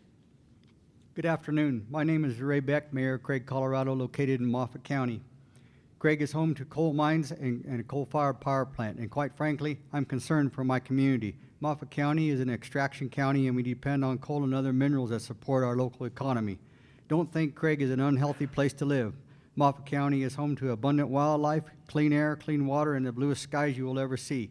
We are disappointed that this meeting is not being held in Colorado coal country, so those most likely to be impacted by the issues being considered here might be able to share their views. The most threatening thing to our community and the economy right now is the federal government and the perpetuation of the never-ending onslaught of regulations creating a perfect storm that may leave our community on life support. Increasing coal royalty fees would deal another serious blow to our already struggling region. You have heard the concerns raised prior to me about increased regulations and taxation creating uncertainty and resulting in fewer coal leases. You have heard about these matters combined with increased royalties will harm communities, and you may think that these are exaggerations. I'm here to tell you they are not. We are living those realities today. Northwest Colorado supports 4 coal mines and 2 power plants. Those working in the coal industry support other jobs in the community. And what kind of jobs, you might ask? Retail businesses, restaurants, teachers, healthcare providers, and the railroad industry. Professionals like attorneys and accountants, city and county employees. The current regulatory climate in Northwest Colorado has created such an uncertainty in our community it is feeling the early effects of potential job losses. Employees of all industry and businesses have put their plans on hold because of an uncertain future. Our real estate market is slow, and as it was and still is because of the worst recession in our history. People planning to buy homes are not buying homes. In the past year, our Safeway store closed after being part of the community for over 80 years. Restaurant and retail businesses have closed as well. All these actions have caused local property values that have not recovered from the recession to remain flat or continue to decline. The school district has seen sharp increases in the number of student eligibility for free and reduced lunch programs. All this in anticipation of a loss of coal-related jobs due to the uncertainty of federal policy. Increasing coal royalty fees will only exacerbate these conditions as the coal producers in the area will make adjustments reflective in the increases that will mean fewer jobs and likely higher electrical rates as those costs are passed on to the consumer. One has to ask the American public, does it get better with higher royalty fees generating higher electric fees, or if the American public gets a better deal for the current royalty fees and lower electric rates? The American public probably prefers to have a choice in how they spend their hard-earned dollar. An increase in royalty fees will translate into new hidden tax fees. Thank you for this opportunity. Let's all come to the table, and having an open and honest discussion does not start in the courts. Thank you very much. Thank you. Christine? Good afternoon. My name is Christian Reese, and I'm the Executive Director of Club 20, an organization that represents interests of businesses, individuals, local governments in the 22 counties that make up Western Colorado. We were founded in 1953 and have a diverse membership of Republicans, Democrats, members of the Green Party, and independents that number over 1,100 members representing interests ranging from education to transportation to energy.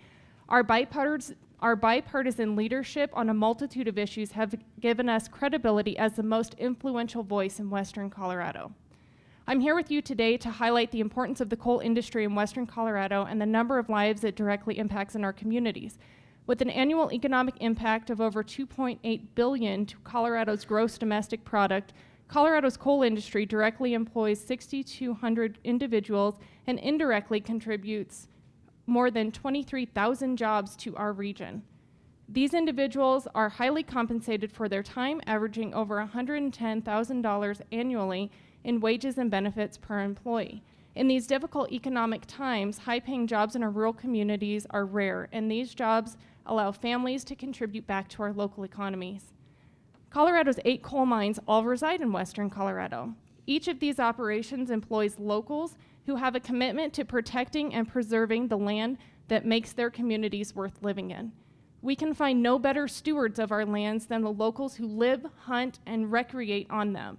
Coal production will always remain a part of our country's energy portfolio, and there is no one who will mine our coal cleaner, safer, and more efficiently than our folks here at home. Increasing royalty payments on federal coal leases will not result in taxpayers receiving their fair share of coal royalties. The result of increasing coal royalties will stifle coal production by increasing overall costs to produce this energy resource. In fact, taxpayers are currently receiving up to 40% more in federal coal royalties than owners of private coal. Additionally, federal lessees pay non-recoupable bonus bids, which are rarely ever included in private coal leases. These bonus bids, coupled with royalties, taxes, and other assessments on coal producers, mining federal coal may total more than 30% of the value of coal. Currently, Colorado's energy portfolio consists of 60% of energy produced by coal. While we transition toward an energy portfolio that includes wind and solar and geothermal, I think it's important to keep in mind that we will still continue to need coal as the backbone of our energy production process, because sometimes the sun doesn't shine and the wind doesn't blow. We cannot afford to leave coal in the ground, and we must work together toward a solution that protects our communities both environmentally and economically. Thank you.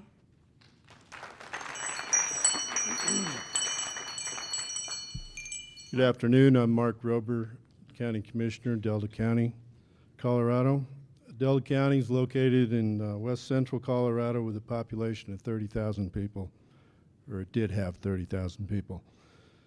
It's 57% federal land, and our economy is based on agriculture, coal mining, and tourism.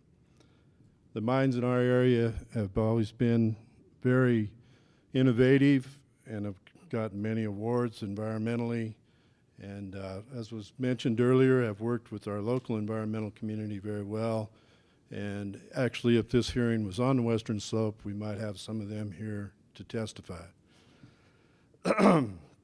One of them has even implemented a power generation converting methane to electricity. Just a few numbers that the mines did contribute to our national, state, and local economies. In the past year, 2014, the federal royalties was $15,861,075. Severance tax, $2,658,963. Property tax of $4,034,076. Payroll and benefits of $81,169,826. Abandoned mine tax, they paid $10,514,000. Black lung tax, they paid $7,062,000. These are all numbers with a diminished market already, with employees down to 723 from a high of 2012 of 1,200. 500 job losses in a population base like ours would relate to 19,000 in the Denver metro area. Governments, for the sake of people they represent, shouldn't ask for more from an industry that is already struggling. The value of coal to the American people is not just royalty revenue. Reliable, affordable energy has to be taken into account. We need reliable, affordable energy to sustain our country and build a future for our heirs. Asking for more and seeing less production doesn't meet those goals, nor put more money in the federal coffers. Zero production means zero payments. Our schools and communities have seen dramatic changes in the past 4 years, and the downturns in productions without the markup in royalties. Schools have lost 650 students, which is about 10% of their population. We understand and accept market changes in commodities as an economic factor, but when markets are manipulated to pick winners and losers in energy fields, people and our kids come out the losers. Thank you for the opportunity to comment. Thank you. Autumn? Good afternoon. My name is Autumn Hanna, and I am Senior Program Director at Taxpayers for Common Sense, a national, nonpartisan budget watchdog organization that promotes sound fiscal policy across the federal government. Since 1995, Taxpayers for Common Sense has actively worked to ensure that taxpayers receive a fair return on all resources extracted or developed on federal lands and waters, including hard rock minerals, oil and gas, coal, wind, and solar. According to the Office of Natural Resources Revenue, an estimated $4.8 billion worth of coal was mined from federal lands in Colorado during the last 5 years. Congress has repeatedly and expressly directed federal agencies to ensure a fair return to taxpayers for the development of this coal, but the coal leasing program has had a history of problems. In 2013, we released a study on fair market value of federal coal. We found that a lack of transparency and accountability in the federal program is responsible for billions of dollars in taxpayer losses.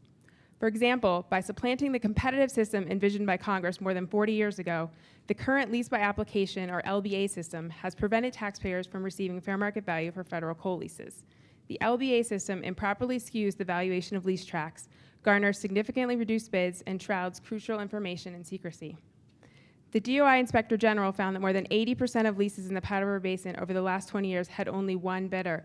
This is because under the LBA system, individual companies play a large role in delineating tracts for leasing. In the absence of competition, it is critical BLM accurately calculate the fair market value of federal coal.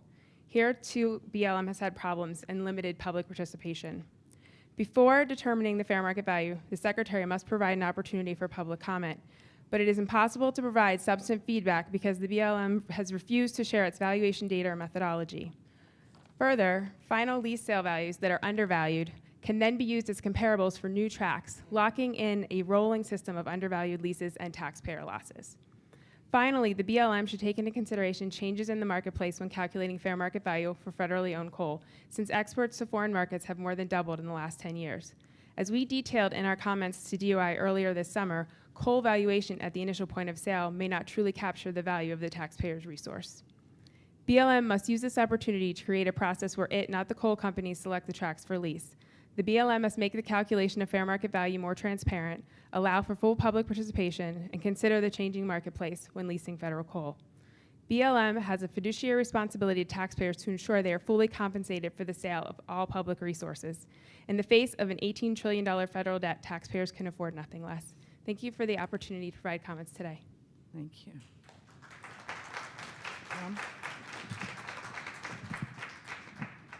Thank you. My name is Tom Sanzello. I'm the Director of Finance for the Institute for Energy Economics and Financial Analysis. This testimony is going to be is on a lengthier version on our website, ieefa.org. I'm a former auditor, and I've had the privilege and honor of investing tens of billions of dollars in many of the companies like the ones that are here today all over the world. Just 30 years ago, our federal leaders decided to flood the nation's energy markets with cheap coal from the Powder River Basin. From a business perspective, the plan worked. Coal took over 50% of the nation's electricity market share, and a proliferation of coal plants were built and financed mostly under state regulation. Coal companies experienced healthy balance sheets as production and sales remained robust. Today, the business partnership between the Department of Interior and the coal industry in the Powder River Basin has run its course. The business model of the coal companies in the Powder River Basin, nationally and globally, is losing market share, it is losing revenues, it is losing investor confidence. Coal prices have collapsed at the same time the nation's stock market has achieved important new growth benchmarks. There is no clear business plan from the Powder River Basin coal producers or any other in the United States how to orchestrate a turnaround of the coal industry short of a succession of bankruptcies and major distressed sales.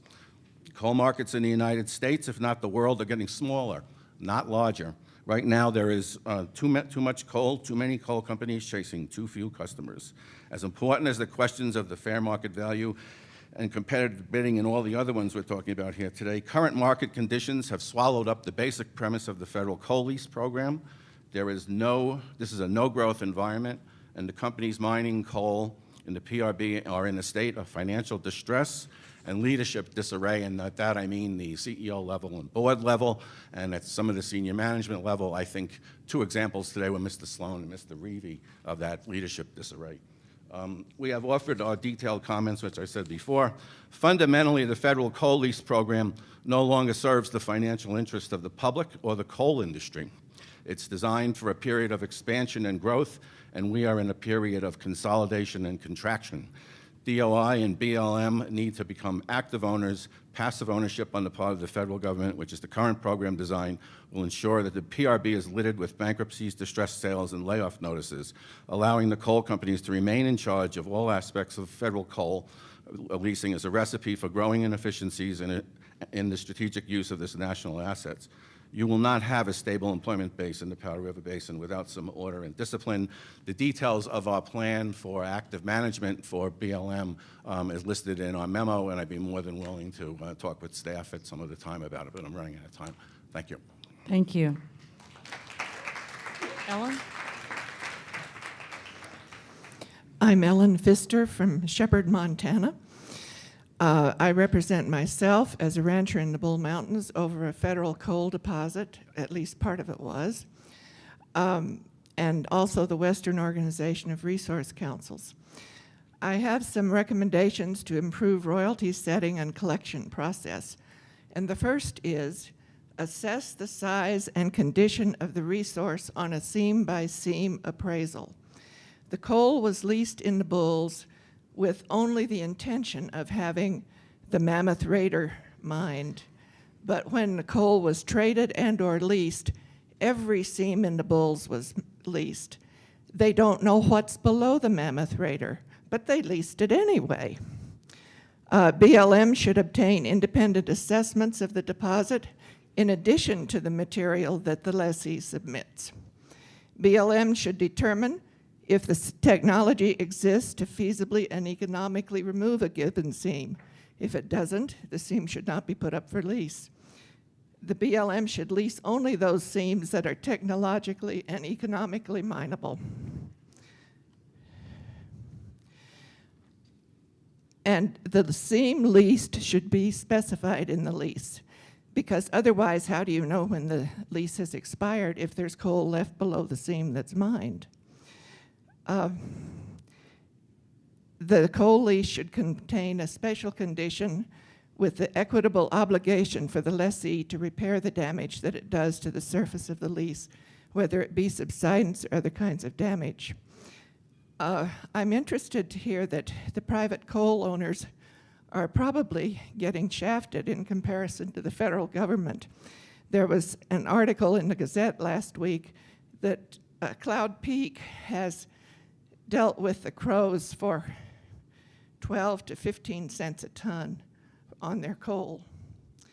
In 1970, Consolidation Coal came through our country and told my mother that at that time, if you had private coal, the royalty was 17.5 cents a ton then. What has gone on? I don't know. You need to arrive at a royalty collection point that does not allow the lessee to collect most of the coal profit after the royalty payment.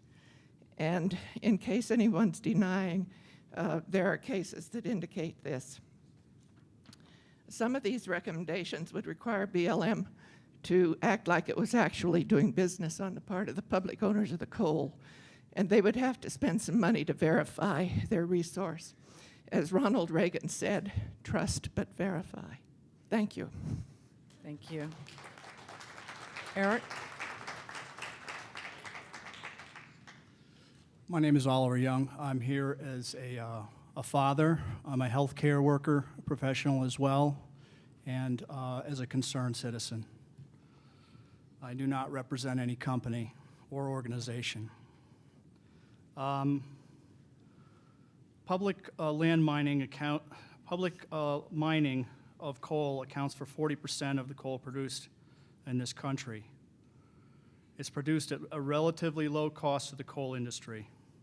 97% of the scientific community have already agreed for years that climate change is real and caused by fossil fuel production and use.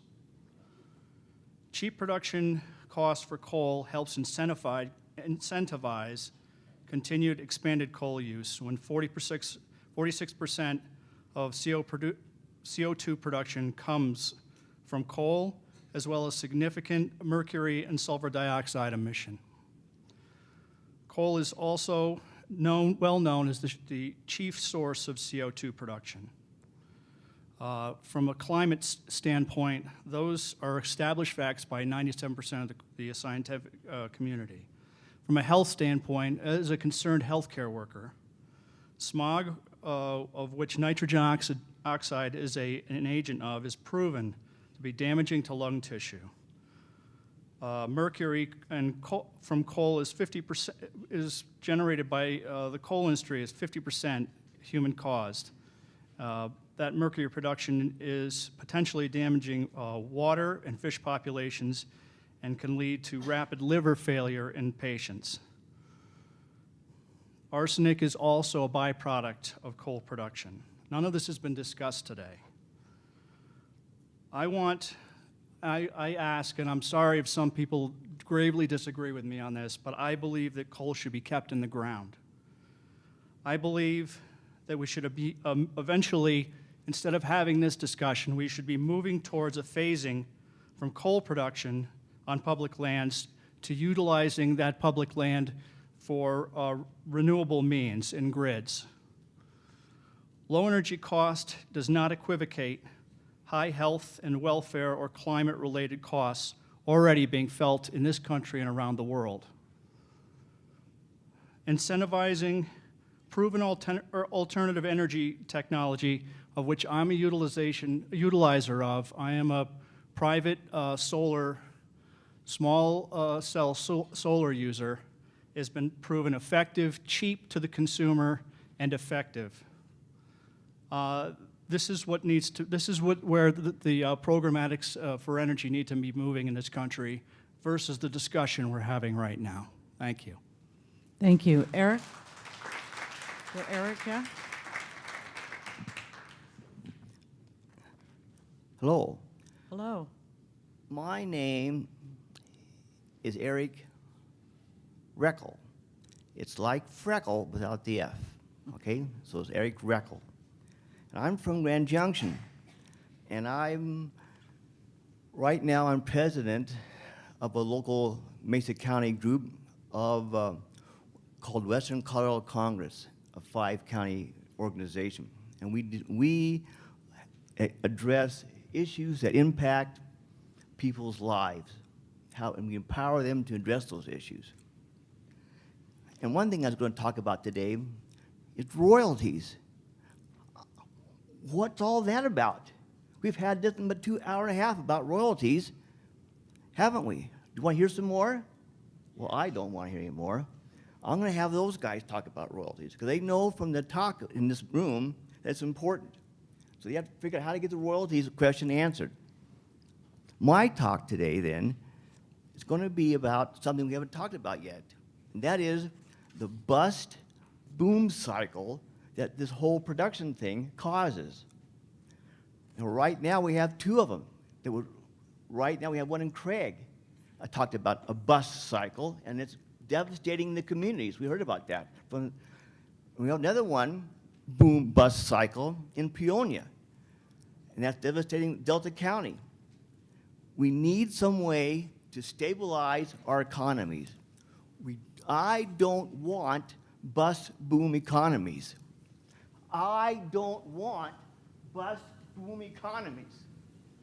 I want the BLM to devise a plan where we have money put away to help communities survive past these bust-boom situations. An example would be in Wyoming. They have a fund, I don't know what it's called, that accumulates from extractive industries so that when they leave or the market collapses, they have money to help that community out. They aren't left high and dry. That, to me, is one of the worst things that are happening. We had a bust, a horrible bust, back in May of '81 in Grand Junction, when the oil shell people left. On a Sunday afternoon, they all left. On Monday morning, we had thousands of people out of work. And that impacted our community for like 15 years in terms of home prices and other things. Who wants the bust-boom economy?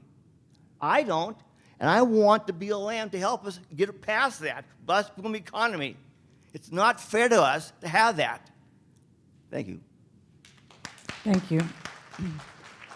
We are going to take a 5-minute break. It is 3:04. We'll be back at 3:09. We want to get as many speakers in as we can. Thank you.